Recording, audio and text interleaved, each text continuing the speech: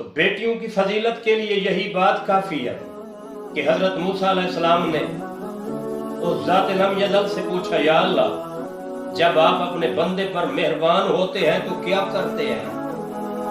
بہت ہی حیران کن جواب، آواز قدرت ہے میرے نبی، اگر میں اپنے بندے پر مہربان ہوں، وہ بندہ شادی شدہ ہو تو میں اسے بیٹی عطا کرتا ہوں۔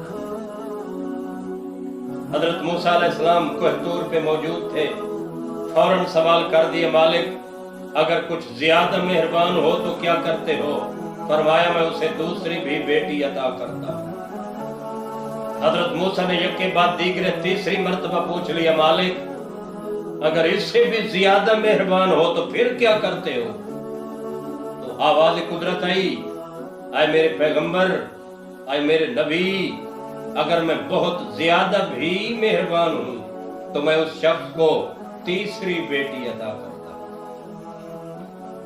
اور پھر فرمایا، میرے موسیٰ، میرے نبی، جب میں کسی بندے کو بیٹی عطا کرتا ہوں، ہاں جب میں کسی بندے کو بیٹا عطا کرتا ہوں، فرزند عطا کرتا ہوں، تو کہتا ہوں کہ جا اپنے باپ کا بازو بن جا، اور جب میں اپنے بندے کو بیٹی عطا کرتا ہوں تو اپنے اس بندے کا میں بازو خود بن جاتا ہوں، اس کی ہر تکلیف اس سے دور کرتا ہوں، اس کے لیے سبب رحمت بناتا ہوں اس بیٹی کو جو اس کے دکھ بانٹتی ہے، جو اس کی تسکین کا باعث ہوتی ہے۔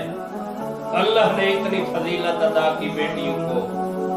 اللہ جانے وہ بدبخت کیسے لوگ تھے جو اپنی بیٹیوں کو زندہ درگور کر دیا کرتے تھے، اور آج بھی کچھ ایسے لوگ موجود ہیں، ایک کے بعد دوسری بیٹی اگر ان کی پیدا ہو جائے تو وہ پریشان ہو جاتے ہیں، ملامت کرتے ہیں، خدا کی بارگاہ میں بھی شکوے کرتے ہیں۔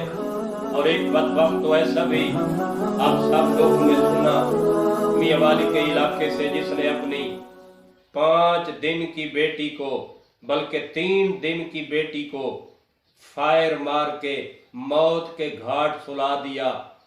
بیوی سے صرف یہی بات کہتا تھا کہ پہلی اولاد اور وہ بھی بیٹی۔ اس کم ظرف کو اتنا بھی سمجھ نہ آیا کہ بیوی نے بیٹی پیدا نہیں کی بلکہ اس ذات نے پیدا کی ہے جو کائنات کا خالق ہے، اور جسے چاہتا ہے بیٹیاں عطا کرتا ہے، جسے چاہتا ہے بیٹے عطا کرتا ہے۔